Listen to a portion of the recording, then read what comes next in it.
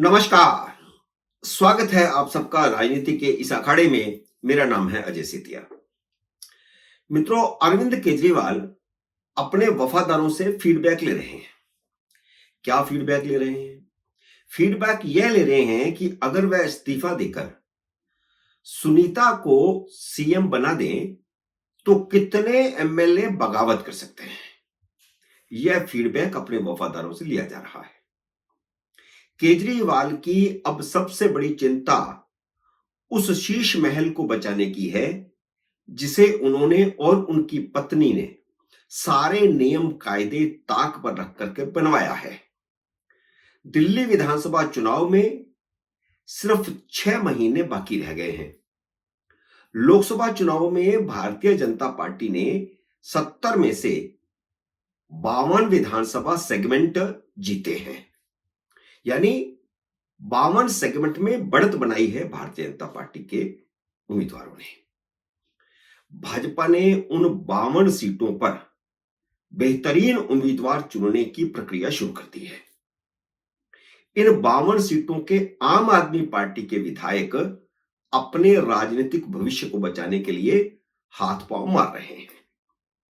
इसमें से 8 निकाल दीजिए जो भाजपा के हैं। बाकी विधायक अपना राजनीतिक भविष्य बचाने के लिए सोच रहे हैं। अपनी सीट पिछड़ने वालों में सौरभ भारद्वाज और आतिशी मार्लेना भी हैं जो खुद को मुख्यमंत्री पद के दावेदार मानते हैं और इस समय सबसे ज्यादा प्रेस कॉन्फ्रेंस से करते हैं।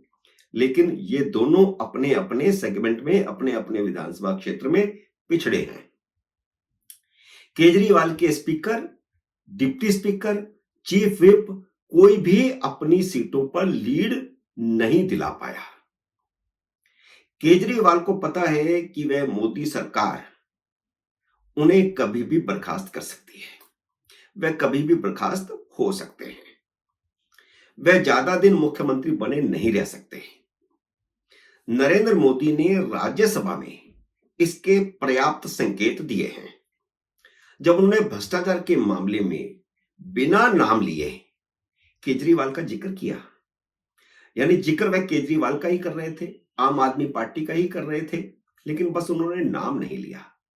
उन्होंने खुलकर कहा कि हां, उन्होंने सीबीआई और ईडी को खुली छूट दी है कि कोई भ्रष्ट बच ना पाए। अमित शाह ने केजरीवाल की बर्खास्तगी पर काम शुरू कर दिया है। इसकी भनक लगते ही कांग्रेस ने केजरीवाल से पिंड छुड़ा लिया है।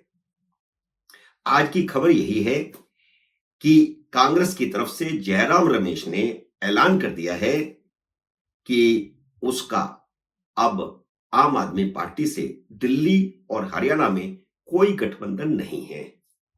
इन दोनों ही राज्यों में कांग्रेस और आम आदमी पार्टी ने मिलकर चुनाव लड़ा था। इस साल होने वाले हरियाणा विधानसभा के चुनाव और अगले साल जनवरी फरवरी में होने वाले दिल्ली विधानसभा चुनाव कांग्रेस अकेले लड़ेगी। यह ऐलान कांग्रेस की तरफ से हो गया है। अकेले पड़ने की भनक मिलते ही केजरीवाल ने ट्रैक बदला है। पहले वह गिरफ्तारी को चुनौती दे रहे थे। वह चुनौती की याचिका अभी भी बरकरार है। अब वह रेगुलर बेल को प्राथमिकता दे रहे हैं। अभिषेक मनु सिंघवी उनकी जमानत करवाने पर सारा जोर लगा रहे हैं। सिंघवी कांग्रेस में हैं, लेकिन उन्हें केजरीवाल से माल पानी खूब मिल रहा है। इसके अलावा राज्यसभा भेजने का आश्वासन भी है, इसलिए वे कांग्रेस से अलग लाइन ले रहे हैं। लेकिन कांग्रेस में अजय माकन भारी पड़ गए हैं और उन्होंने आला कमान को गठबंधन तोड़ने को मजबूर कर दिया है। हालांकि इससे पहले प्रदेश अध्यक्ष ने भी संकेत दिया था, लेकिन अब विधिवत ऐलान हो गया है क्योंकि जयराम रमेश ने ऐलान किया है।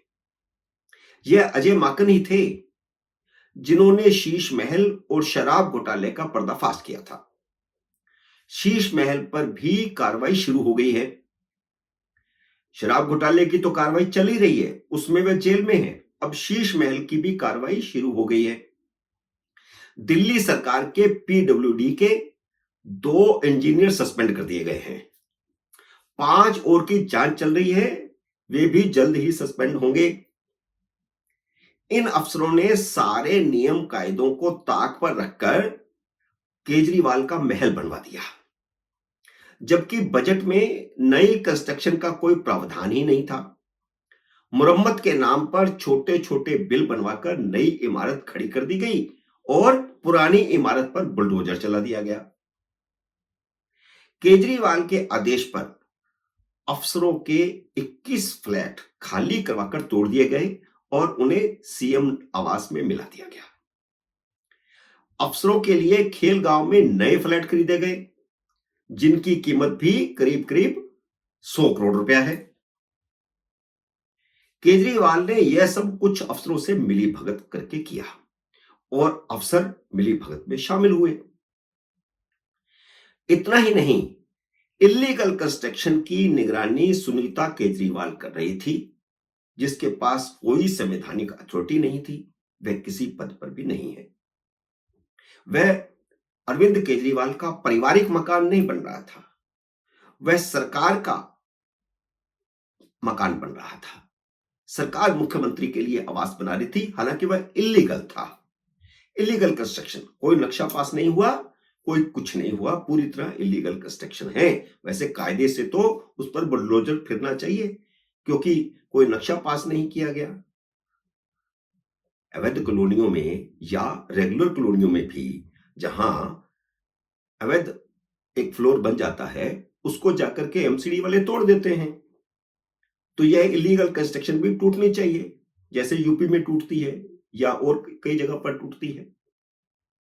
सुनीता केजरीवाल उसकी सिर्फ निगरानी नहीं कर रही थी, बल्कि अफसरों को निर्देश दे रही थी। अफसरों ने अपनी फाइलों पर कई जगह लिख भी दिया हुआ है कि मैडम सीएम के निर्देश पर, और मैडम सीएम के निर्देश पर न सिर्फ खरीदारी की गई, बल्कि महंगे महंगे सामान की खरीदारी करने के लिए खुद वह मार्केट में गई। उनके निर्देशों पर 4-4 लाख रुपए के कमोड खरीदे गए, लाखों रुपए के पर्दे खरीदे गए। अब वे सारे अफसर फंस गए हैं। 2 सस्पेंड हो गए हैं, बाकी 5 की जांच चल रही है।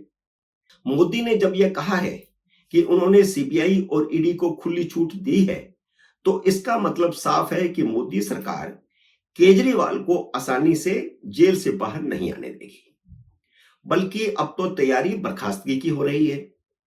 केजरीवाल की प्राथमिकता जेल से बाहर आने की है, क्योंकि उन्हें डर है कि अगर बर्खास्त हो गए तो क्या होगा, ताकि मोदी सरकार उन्हें बर्खास्त न कर सके और वह अपना शीश महल बचा सकें। अब उनकी प्राथमिकता शीश महल बचाने की है।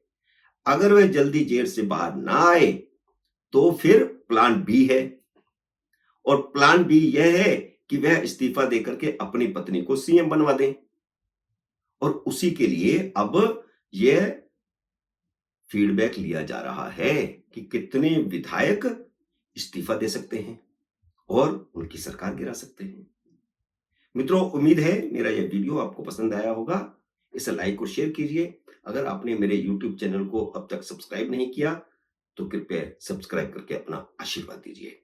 जल्द ही मिलते हैं अगले वीडियो में किसी अन्य विषय के साथ। तब तक नमस्कार।